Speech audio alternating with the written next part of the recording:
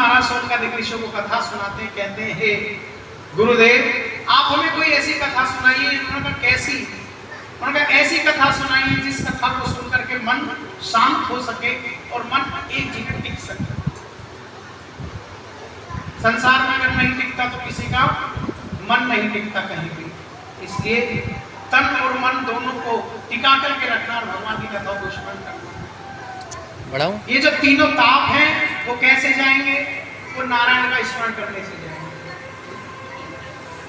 हम उसके अंश हैं, वो हमारा अंश है, इसलिए हमें सदैव उसका स्मरण करना है तो हमारे जीवन में कभी दुख आएगा ही नहीं। दुख किनके जीवन में आता है? दुख उनके जीवन में आता है जिनके जीवन में अनेक प्रकार की कामनाएं होती हैं। इसलिए सदैव भगवान का स्मरण करना है और उसको याद करना है। भगवान कहते हैं ये तो सहज ही सुखी है, ये तो अपने आप ही दुखी होता रहता। अरे अगर ये किसी तीर्थ में आकर के, मेरे तीर्थ में आकर के मेरा स्मरण करे, वट वृक्ष के नीचे आकर के बैठ करके, तो मैं इसलिए तीनों तापों को भस्म कर दूं। क्या है ये जीव, हम क्या हैं और भगवान क्या है, नहीं जान लेते हैं। अपने आप को जानने का प्रयास करना है। संसार को तो जानना नहीं है, संसार तो सबने देखा ही है संसार क्या है। क्योंकि मगर ने पैर पकड़ रखा है, जैसे गज का किसने पैर पकड़ा था? राम में मगर, ऐसे ही माया ने उनका पैर पकड़ रखा। यहाँ कौन आया है? जिसके ऊपर कृपा भगवान की, जा पर कृपा। वो त्रिवेणी बहती है कहां से?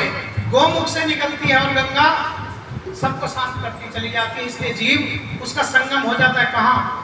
वहां प्रयाग में होता है और उसके बाद वो समुद्र में मिल जाती है। इसलिए जीव, भटका हुआ जीव नारायण का जब स्मरण करता है तो वो उसमें ही मिल जाता है। इस तरीके से चेतन अमल सहज सुख राशि, ये सुखी है खुद, पर ये माया के बंधनों में खुद बंधा हुआ है। एक व्यक्ति जा रहा था, आराम से बैठा हुआ था बिल्कुल वृक्ष के नीचे, गेहूं कटे ही थे। उसने किसी व्यक्ति ने उससे कहा भैया अगर तुम्हें कोई गेहूं की बोरी की आवश्यकता है क्या? उन्होंने कहा बिल्कुल। उसने कहा मैं तुम्हें फ्री में दे दूंगा। उसने एक बोरी गेहूं अपने सिर पे रखी और बैसाख की धूप पड़ रही है और अपने घर तक गया और इतनी मेहनत करते करते गया कि वो पसीने पसीने लथपथ हो गया। और घर वालों ने ये कह दिया तुम्हें तो कुछ हिलना ही नहीं, कभी कुछ ले आते हो कभी कुछ ले आते हो। उन्होंने कहा जिन घर वालों के लिए मैं ढोके इतनी दूर से लाया हूं, उन्होंने एक मिनट में ये कह दिया। इसलिए किसी के लिए ज्यादा मत ढो। भगवान की कृपा उनके ऊपर सब कुछ हो जाएगी, थोड़ा थोड़ा सब कुछ देते चले। यही जीवन का सार है। हे जीव, तू अपना मूल पहचान, तू भगवान का स्मरण कर, गंगा में स्नान करके अपने जीवन को धन्य बना। यही कथा कहती है।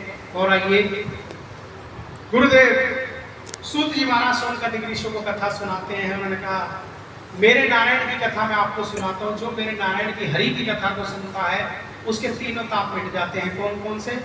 दैहिक दैविक भौतिक ताप, दैहिक दैविक भौतिक ताप, दैहिक दैविक भौतिक ताप, दैहिक दैविक भौतिक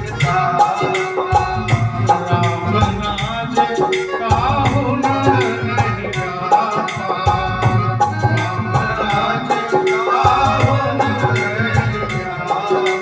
ये जो जीव के तीनों ताप है ये सब मिट जाते हैं। और जब मिट जाते हैं तो भगवान की शरण में चला जाता है। भगवान कब लेते हैं अपनी शरण में? जब ये शरीर पूरा जल के भस्म हो जाता है तो इसकी अस्थियां जो होती हैं वो कहाँ डाली जाती हैं? गंगा में। क्यों? भगवान कहते हैं मैं जिसको भी लेता हूँ शुद्ध करके लेता हूँ।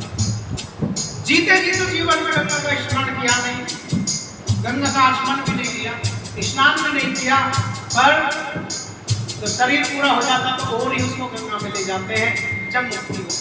इसलिए मुक्ति जीते जी होगी। मोह का त्याग कर देना ही मुक्ति है। मैं आपको मुक्ति की कथा भी सुनाऊंगा।